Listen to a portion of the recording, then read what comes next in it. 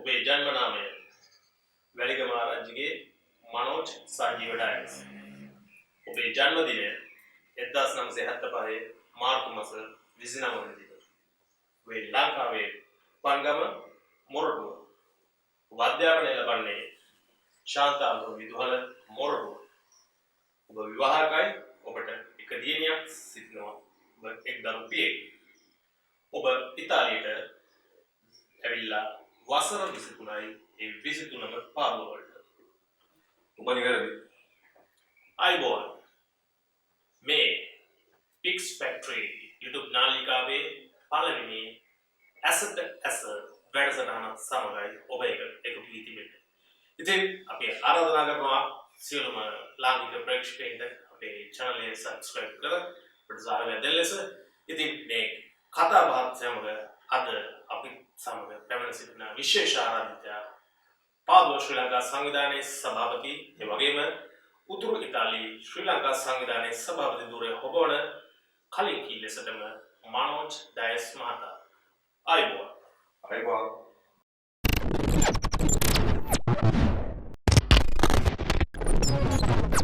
ඔබ ව්‍යාපාරිකයෙක්ද? නෑ, මම ව්‍යාපාරිකයෙක් නොවේ. මම සමාජ සේවකයෙක් සහ සමාජ ක්‍රියාකාරකයෙක්. ඒක විග්‍රහ කරනවා නම් මම හිතන්නේ මීට අවුරුදු 30ක විතර ඈත අතීතයකට ගමන් කරන සිද්ධ වෙනවා. ඒ තමයි මම කතෝලික භක්තිකයෙක්. ඒ වගේම මම කුඩා කාලයේ සිටම අපේ දේවස්ථානයේ සහ පාසල තමයි අපේ තිබුණ ඉලක්කය සහ අපි ආශ්‍රිත කරේ ඒ තුල මම හිතන්නේ තමයි පොඩි කාලේ මම ඉගෙනගත්තේ නායකත්වය කියන්නේ මොකක්ද සහ කොහොමද එකමුතුව වැඩ කරන්නේ සහ කොහොමද අපි සමාජය සේවය කරන්නේ කියන එක. ඉතින් අත් වශයෙන්ම මම මුලින්ම සමිතියක සභාපති කෙනෙක් වුණේ වසර 15 දී 1990 දී. ඊළඟට මම ඒ හැම හිටපු තැනකම මම නායකත්වයක් දරුවා. විශේෂයෙන් කියන්න ඕනේ මේ වෙලාවේ තරුණ ක්‍රිස්තියානි ශිෂ්‍ය ව්‍යාපාරය හරහා නායකත්වයේ වැඩමුළු අපි පවත්වලා අපි සහභාගී වෙලා අපි ඉගෙනගෙන ඒ වලින් තමයි අපි මේ තත්ත්වයටපත් වුනේ. ඉතින් මේක අහම්බෙන් වෙච්ච දෙයක් නෙමෙයි. කුඩා කාල සිටම අපි දොති විච්ච හැකියාවන් දෙයන් වාසේ අපේ දීපු ටැලන්ට් සුද්ධවන්තුතුමාගේ මැදිහත් වීම තුලින් තමයි අපි මේ දේවල් වැඩිදුර කරගෙන ආවේ.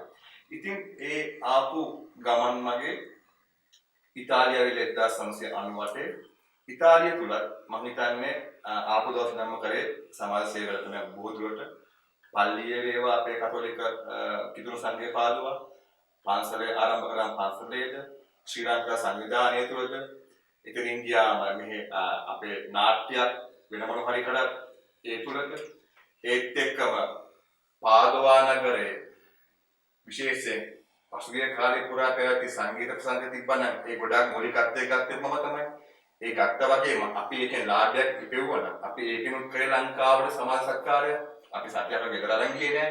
අන්න එවැනි සමාජ සත්කාරයම තමයි අපි කුඩා කාලේ ඉඳන් මේ දක්වා කරලා තියෙන්නේ. වැඩි ඕනේ මම තවත් දෙයක් ඔබට මත වුණා.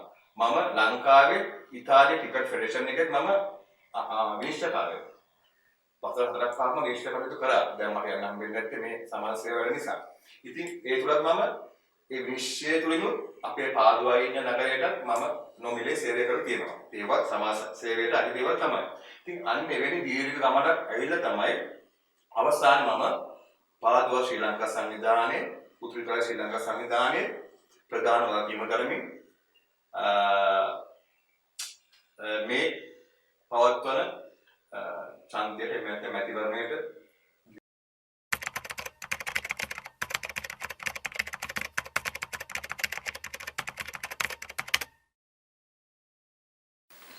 ඔබ ප්‍රකාශ කරනවා ඔබ පාදෝ ශ්‍රී ලංකා සංවිධානයේ උතුරු ඉතාලියේ ශ්‍රී ලංකා සංවිධානයේ සභාපති ධුරයෙන් දරනවා කියලා. ඔබ වුණා කියලා.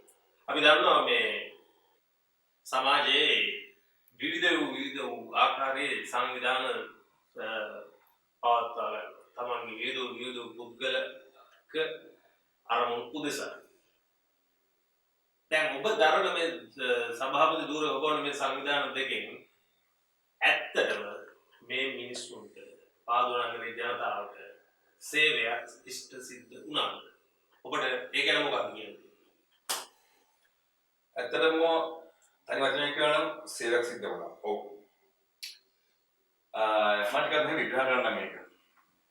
ශ්‍රී ලංකා සංවිධානයේ පාදුව අවුරුදු 18ක් පෙරේ සංවිධානයක්. ප්‍රබල සංවිධානයක්. ශ්‍රී ලංකා සංවිධානයේ පාදුව වල මම ඉඳලා තියෙනවා වසර 12 13ක් පමණ. ඒ වසර 8ක්ම මම හිටියේ සභාපති වශයෙන් වුණා. පාදු ඒ වගේම අවුරුදු 3ක් ලේකම් වශයෙන්. ඉතින් මම හිතන්නේ මගේ සෑහෙන දෙයක් ශ්‍රී ලංකා සංවිධානයේ තුලින් පාදවා සහ අපේ රටේ ශ්‍රී ලාංකිකයන්ට සිද්ධ වෙලා තියෙනවා. ඒකම සභාපතිත්වය ගන්න කාලය අතරතුර. ඒ සඳහා අනිවාර්යයෙන්ම ශ්‍රී ලංකා සංවිධානයේ හිටපු සහ ඉන්න සියලු නිලධාරීන් මට උපරිමයෙන් සහයෝගය දුන්නා. ඒක පැහැදිලිද? ඒක බොහොම වගකීමෙන් සහ කියන්නේ වඩාම ස්තුති කරන අවස්ථාවක්. ඒත් එක්කම තමයි ශ්‍රී ලංකා සංවිධානයේ පසුගිය වසර 5 කරපු දේවල් කියන්නේ අත් වශයෙන්ම මට වෙලාවක් නැහැ මේ ප්‍රෝග්‍රෑම් එක කියන්න අමාරුයි. කෙටියෙන් කියනවා නම් අපි ගමුකෝ මේ COVID-19 පටන් ගත්ත ඉතාලිය මම හිතන්නේ මාර්තු වලගේ තමයි මේක බොහොම සීක්‍රට් එකකින් පටන් ගත්තේ. ඒ කාල සීමාව තුලම අපි කරපු දෑ මම හිතන්නේ මේ පාදුවේ ශ්‍රී ලංකන් ජනතාව අපේ ඉතාලියේ ඉන්න පාදුවේ ඉතාලි ජාතිකයෝ ඉතාලි රාජ්‍ය ආයතන ඒ වගේම විශේෂයෙන් දන්නවා මේක අපේ තානාපතිතුමා වැඩමන් තානාපතිතුමා ඒ වගේම ගරු කොන්සිලර් ජනරල්තුමියක් දන්නවා. වැඩියෙන්ම අපි ගිය අවුරුද්දේ අපේ ගරු ජනාධිපතිතුමාට අතිරෝ ජනාධිපතිතුමාත් අපි ලියුමක් යවුවා. අපේ මේ යන විදිය කොහොමද? ඒ කරන්න ඕන විදිය මොකක්ද? අපි අත්දැකීමක් දාලා ලියුමකුත් යවුවා. වර්තමාන ජනාධිපතිතුමා. ඔව් යවුවා. අපේ ශ්‍රී ලංකා සංවිධානයේ ලෙටර් හෙඩ් එක පාවිච්චි කරලා අපි ගියා. ඒක එතුමා බලලා තිබ්බා. ඉතින් ඒ අන්න එවැනි දේවල් අපි කරා. ඒ කරේ අපේ සංවිධානය බොහොම ශක්තිමත් බවට පත් කර තියෙනවා. කියන්න සන්තෝෂයි. 1369ක් විතර තියෙන පාදවා මහනගර සභාවේ ලියාපදිංචි සංවිධාන අතරින් වෙනකොට අපි මුල් 10ට වගේ ඉන්නවා. හේතුව මොකක්ද දන්නවද? කවුරුත් නොකරපු ආකාරයේ වැඩසටහන් ටිකක් අපි කට්ටියම කරා. ඒ තමයි එක මේ කොරෝනා අවස්ථාවේ. ඒක විතරම කියන්න. අපි ලේදන්නේ ව්‍යාපාරයක් කරා. ශ්‍රී ලංකන් අපේ ජනතාව වශයෙන් 60ක් විතර පමණක් ලේදන් දුන්නා. ඉතාලියේ 60ක් අපේ සහෝදර සහෝදරියෝ ලේදන් දුන්න සමහරක් කියන්නේ දෙපාරක් දුන්නා. මම දුන්න දෙපාරක්. ඒක මේ ඉතාලි රජයට ඉතාමත් විශාල කියන්නේ ඒක විශාල උදයක් වුණා ඒක. ඒගොල්ලන් අපිට ඕන කතා කරා. කොහොමද ඔයගොල්ලන් මේ කරන්නේ ඉදිරිපත් වෙන්නේ මේ කොවිඩ් කාලේ? නමුත් අපි සඳහන් කරේ අපි ඉතා උතුම් ජාතියක් කියලා නෝ ජාතියක් බව. ඒත් එක්ක තමයි අපි ඉතාලියෙන් අපි දක්ෂ ගොඩක් දේවල් නිකන් දේවල් ගන්නවා. අපි දෙන්න දක්ෂ නැහැ මේ රටේ විශේෂයෙන්ම ලංකාව තුනේ මේ රට තුනේ. අපි ඒ අමාරු අවස්ථාවේ ඉතාලි රතුරු සංවිධානයට පාස්තා කිලෝ 1300ක් දුන්නා අපි මේක හිතනවා. ඒ තුල මුළු ඉතාලිය පුරාම ශ්‍රී ලංකා සංවිධානය ප්‍රසිද්ධියක් ලැබුවා.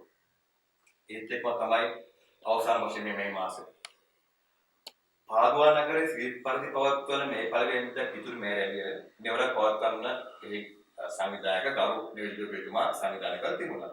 ඒක හොඳ දෙයක්. නමුත් මේ අවස්ථාවේ ඒක පවත්වීම සුදුසුයි කියලා අපිට ඉතාලියේ හැම නගරයකින්ම දුරකථන ආවා. ඒ තුල මට කුස්තුර ආයතනයෙන් කතා කරා. මම ඒ ආයතනයේ පිටරක් සහභාගී වුණා. ඒ තුලගත් තීරණයන් තුල මේ මැදින රැළිය පවත්වන්න බොහොම අඩු ජන සහභාගීත්වයකින් මට විශේෂ වාක්‍යයක් ලබා දුන්නා. ඒ රැළිය පවත්වුවා ඒ ජනතාවට ඒ කුස්තුර ආයතනයෙන් ගත්තු තීරණ පිළිබඳව ඒ නීති රීති පිළිබඳව දෙවන ක්‍රියාවක් කරන්න. අපි ඒක කරා සංවිධාන දෙකක් පාවිච්චි කරලා. අපේ ශ්‍රී ලංකා සංවිධානයේ පාදවත් උතුරු ශ්‍රී ලංකා සංවිධානය දෙකම පාවිච්චි කරලා අපි ඒක කරා. ඒක මම හිතන්නේ සෑහෙන සාර්ථක වුණා. අවසානයේ කිතුරු රැළියට පැමිණිය 250 වගේ ප්‍රමාණයක් අපි නැවතුනේ කිතුරු රැළිය නෙමෙයි. අපි නැවතුනේ ඒ අවස්ථාවේ අවදානමක් තිබුණා. කොවිඩ් වසංගතයේ ඉතාලිය තුල දරුණුස තිබ්බ නිසා විශේෂයෙන් අපේ ශ්‍රී ලාංකිකයන් ආසාදී තත්ත්වයේ තිබුණා අපේ අවර්ණකරවල. අපි බය වුණා. අපි ඒකෙන් කොවිඩ් මම කියන්නේ පොකුරක් රැල්ලක් කියලා එහෙම ආසාදනය වෙන්න තිබ්බ අවස්ථාවක් අපි නැති කරගත්තා. ඒක ගරු කොන්සල් ජනරල්තුමියක් දන්නවා. ඒ තුල මම හිතන්නේ ඒකට මට ඉතිමියක් ස්තුති කරා.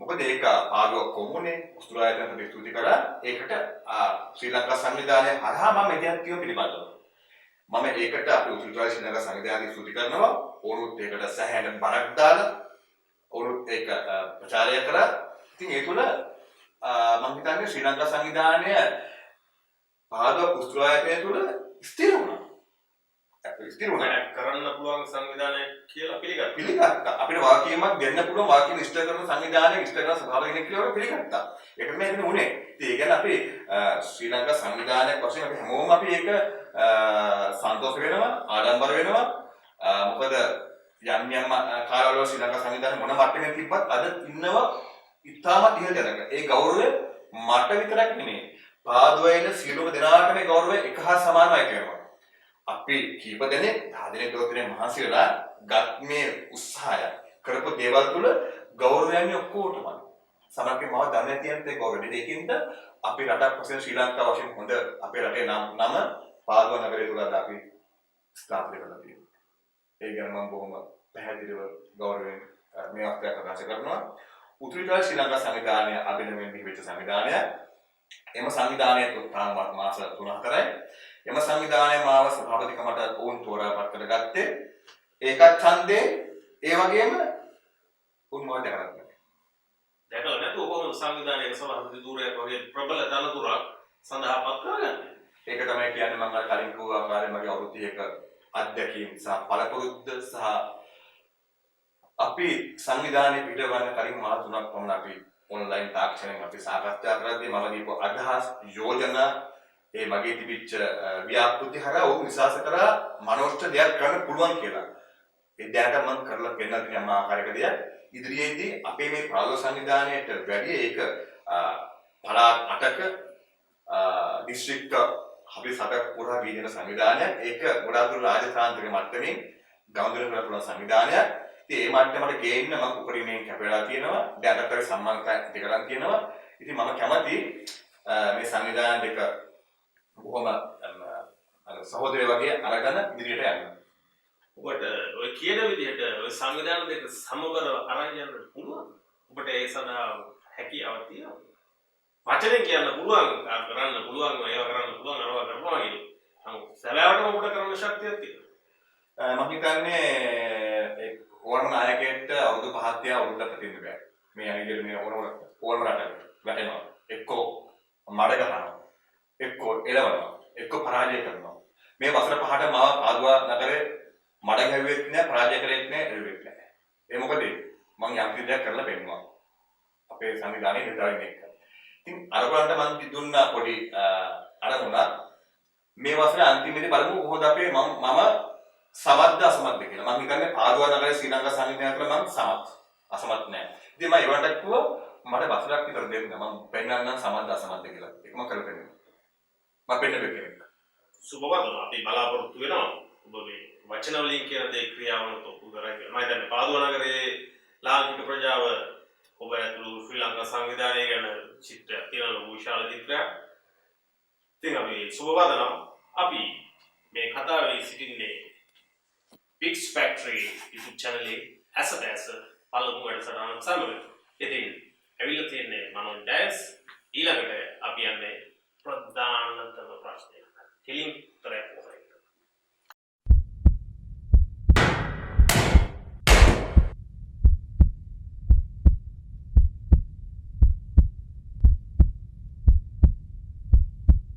ඔබ දීර්ඝ විස්තරයක් කරා අපේ ප්‍රේක්ෂකයන්ට.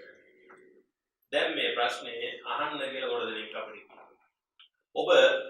ඔබගේ සමාජ සේවා කටයුතු වලින් උපරිම තැනකට ඇවිල්ලා තියෙන විත්‍ය අපි දානවා.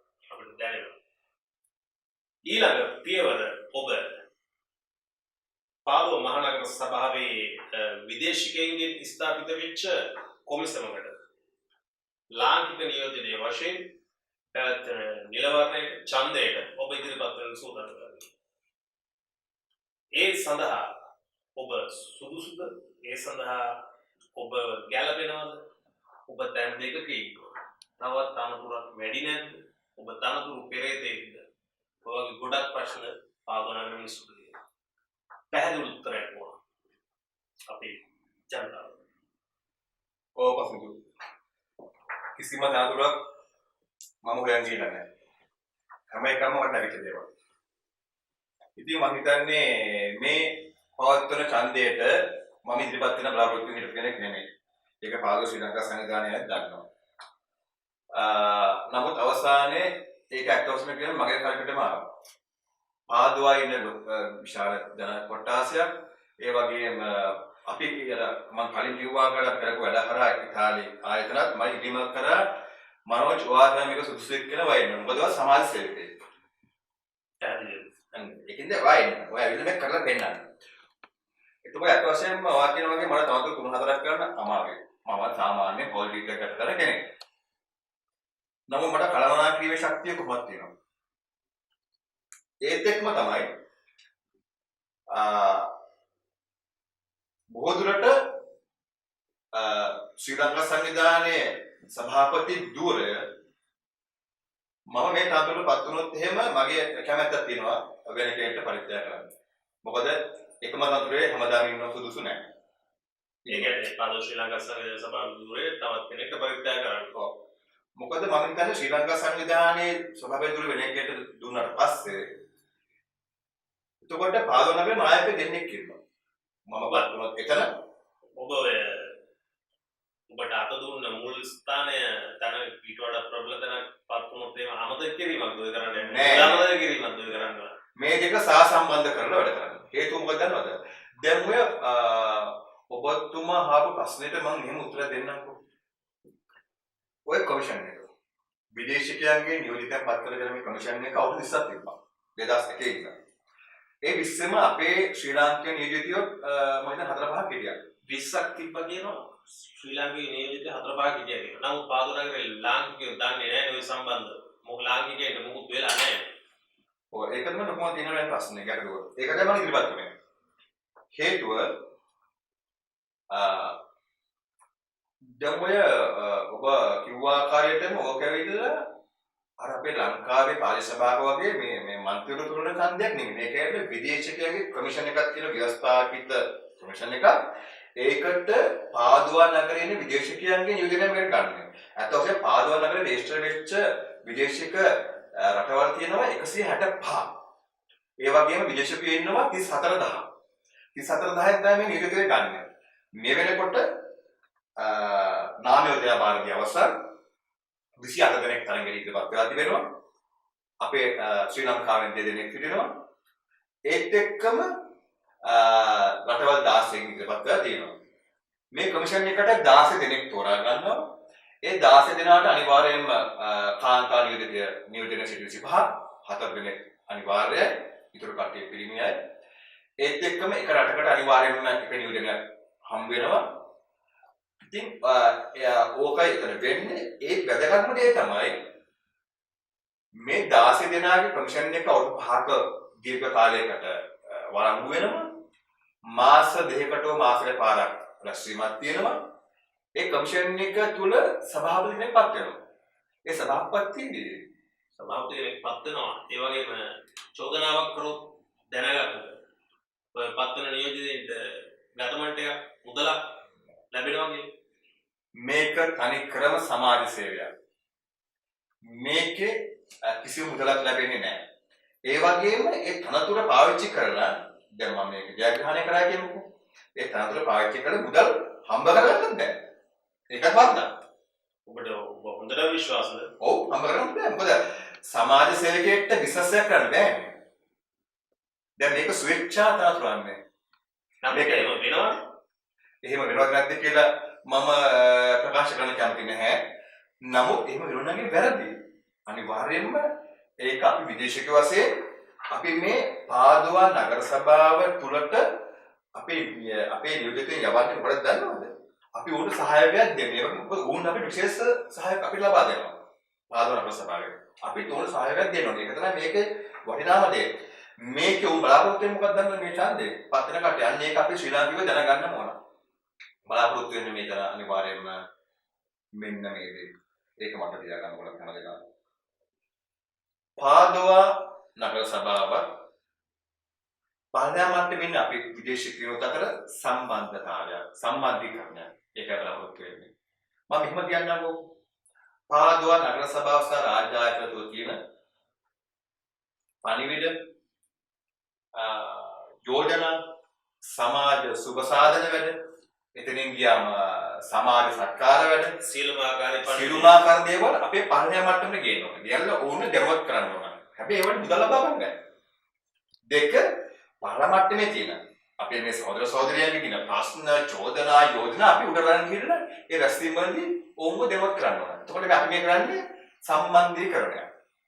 ඒක තමයි අපේ පාලන. ඔව් ඒක පාලම. ඇත්තටම පාලම. ඒක තමයි අපිට මුදල ගිවන්නේ නැත්තේ.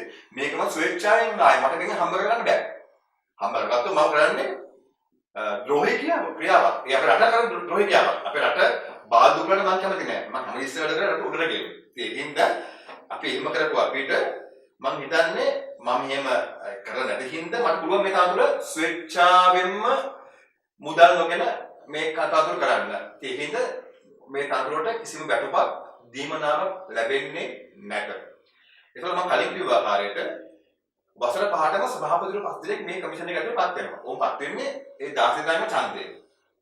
එතකොට ඒකට සමහරවිට සභාපති වෙන්න අපේ රටට අවස්ථාවක් හම්බ වෙන්නේ. එතන. ඒ සභාපතිට පුළුවන් පාදුවා කොමුනේ. නැත්නම් පාදුවා මානව සභාවේ ඉන්න නගරාධිපති සින්දපෝ ඔව්හා පක්ෂ විපක්ෂ කොන්සිලියරේ කොමුනාලා සහභාගී වන රැස්වීමට සහභාගී වෙන්න පුළුවන් සභාපතිට. අන්න ඒක ඇතින වටිනාම අවස්ථාව. හැබැයි ඔහුට ඡන්දය ප්‍රකාශ කරන්න බෑ. නමුත් වාචිකව සහ ලිඛිතව අදහස් යෝජනා ප්‍රකාශ කිරීමට අවස්ථාවක් තියෙනවා. ඒ කියන්නේ මොකද මේක ලොකු වැදගත් දෙයක්, වටිනා දෙයක්. මේක විදේශිකයන් දීපු වරප්‍රසාදයක්. මේක මේ නගරේ තිබුණාට හැම නගරවලම නැහැ. මම හිතන්නේ නාපෝලි විරෝණ වගේ තියෙනවා. මම හිතන්නේ මේක ප්‍රධාන වශයෙන් විදේශිකයන් ඉන්නේ හැම නගරයකම ස්ථාපිත කළ යුතු බවයි මගේ පුද්ගලික අදහස. ඔව් මනෝජ්. ඔබ බොහොම පැහැදිලිව අදහස් ඉදිරිපත් කිරීමක් කරා ඒ තනතුර ගැන. විශේෂයෙන් මේ අපේ ලාංකික සමාජයේ මේ තනතුර ගැන හිතාගෙන සිටින්නේ රස්සා ගන්න පුළුවන්කමක් තියෙන්න ඕන. ගෙවල් හොයලා දෙන්න ඕන. දැනි පුද්ගලික කර්ම කාරණා මත. නමුත් ඊට වඩා එහා ගිය දෙයක් තමයි මේ තනතුර හරහා ඉෂ්ට සිද්ධ විය යුත්තේ අපි බලාපොරොත්තු විය යුත්තේ. ඉතින් අපි බලාපොරොත්තු වෙනවා ඔබ මේ කියන විදිහටම ඒක තනතුරට සුදුසුකම් වුණොත් තේරීපත් වුණොත් මේ විදිහේ දෙයක් කරන්න ගියා කියලා. මොකද ඔබ වට අපි දන්නවා ඔබ වට ඔබ විශ්වාස කරන ඔබත් සමග අත්වල් බැඳගත් ලොකු පිරිසක් සිටිනවා. මෙතන මේ අවස්ථාවේ නැතත් ඉතින් ඔවුන්ගේ විශ්වාසයත් අනිකුත් ජනතාවගේ විශ්වාසයත් ඔබ නොබිදී කියලා අපි බලාපොරොත්තු වෙනවා.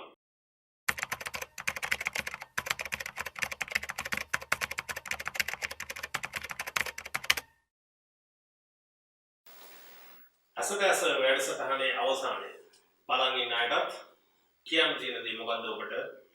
ඔබ වෙනුවෙන් ඡන්දය දෙන කෙනෙක්ට ලැබෙන දේ මොකද්ද? ඒ සම්බන්ධ කෙටියෙන් ඔබ කියන කරන දේ කරන්න බලාපොරොත්තු වෙන දේ. මෙහෙමයි දැන් මම කලින් කිව්වාගේ සම්බන්ධීකරණ තතුරක් මේක. නමුත් ඊට වැඩිය ඉදිරියටදී උසස් මානසිකයෙන් බලන කෙනෙක්ට පේන දෙයක් කරන්න පුළුවන් මට. මොකද මම මේක කරලා පෙන්නන තියෙන නිසා. ඉතින් මම හිතන්නේ මම කරුණු 6ක 6ක අපි වැඩසටහනක් හදලා තියෙනවා. කරන්න පුළුවන් දේවල්. ඒක ඇවිල්ලා සමාජ සුභ සිද්ධිය සඳහාමයි. ඒක අපි නොබෝ දිනකින් ඔබ සමගම පාදුවා ශ්‍රී ලංකාවේ ජනතාවට වැඩම සලසන අපේ පත්‍රිකාව මාර්ගයේ. නමුත් ඒකේ වැදගත්ම දෙයක් කියලා මම කියන්නේ මේ. ඒ තමයි ඒක කරන්නේ හිටියේ මේ ඡන්දෙන් ජයග්‍රහණ ලැබුවා ඊට පස්සේ නමුත් නෑ. ශ්‍රී ලංකා සංවිධාන සභාපති වෙලා ඉන්නකොට මම ඒක කරන්නේ. ඒ තමයි අපේ තිබ්බ බලාපොරොත්තුව පාදුවා ස්පොර්තියල්ලෝ ඉමිග්‍රේෂන් එකට. අපි සෝදවරණ මාරු කරන ලියුම් කරන යන තැනට. අපේ නියෝජනය පත් කරගන්න. අපිට ඒ අවසරේ පාදුවා කුස්තුර ආයතන ප්‍රධානී සහ ඉමිග්‍රේෂන් ආයතන ප්‍රධානී අපිට ලබා දුන්නා. ඒ සඳහා ස්වේච්ඡාවේ සේවය කිරීමට අපේ ප්‍රධාන නිලධාරී දෙදෙනෙක් ඉදිරිපත් වුණා. ඒ තමයි සමන්ත මහත්මයා, හිමල්ෂි මෙනජර්. ඒකින්ද ඒ දෙන්න ජූනි 1 වෙනිදා සිට මේ ආයතනයේ ස්වේච්ඡාවෙන් උදේ සවසක් ස්වේච්ඡා සේවයක් ඔබ වෙනුවෙන් සිදු කරනවා. ඒකින්ද ඔවුන්ට ඔබගේ සහයෝගය ලබා දෙන්න. ඒ වගේම ඔබලාට ඔවුන්ගේ සහයෝගය නොමිලේම ලබා ගන්න පුළුවන්. ඉතින් අවසාන වශයෙන් මම කියන්නේ මේකයි. දැන් ඔබලා ඇයි හිතයි මනෝජ ඡන්දයක් පාවිච්චි කර යුත්තේ ඇයි? මම මේ කතාවේ මේ වැඩසටහන මුලින් ඉඳන් මම කියවන්නේ මොකද්ද මම කරන්න ආපු දේ ඒක ඉදිරියට අරගෙන යන්න අපේ රටේ ගෞරවය ආරක්ෂා කරන්න නොමිලේ කරගන්න පුළුවන් වැඩ නොමිලේ ඔබලාට කර දෙන්නත් තමයි මම ඉතිපත් කරන්නේ. මුදල් ගෞරවයක් නැතුව. ඒකකින් දැන් මම ඔබලාගේ ඡන්දය බලාපොරොත්තු වෙන්නේ.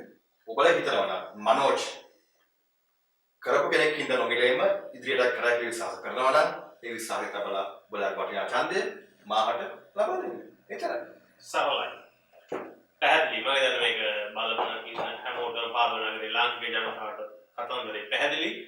ඉතින් ආරාධනා කරනවා අපේ පාදවන නගරේ සහ අනිකුත් නගරවලත් දේශ විදේශ සියලුම රටවල සිටින ශ්‍රී ලාංකික ජනතාවට අපේ channel එක subscribe කර Pix Factory channel එක subscribe කරලා අපිට සමග අපට සහභාගී ලබා දෙන්න අපත් සමග රැඳී සිටින්න. දෙවෙනි වැඩසටහනේ තවත් මේ වගේ සුවිශේෂී චරිත සමගින් ඔබත් එක්ක කතා බහ කරන්නට සූදානම් වෙනවා. ඉතින් බොහොම ස්තුතියි මනෝජ් ඩයස් ඔබට සාර්ථක වේවා කියලා ප්‍රාර්ථනා කරනවා සියලුම වැඩ කටයුත්තක්ම. එහෙනම් ගිහිල්ලා එන්න තවත් දවසක හමු වෙමු. අයබෝවන්.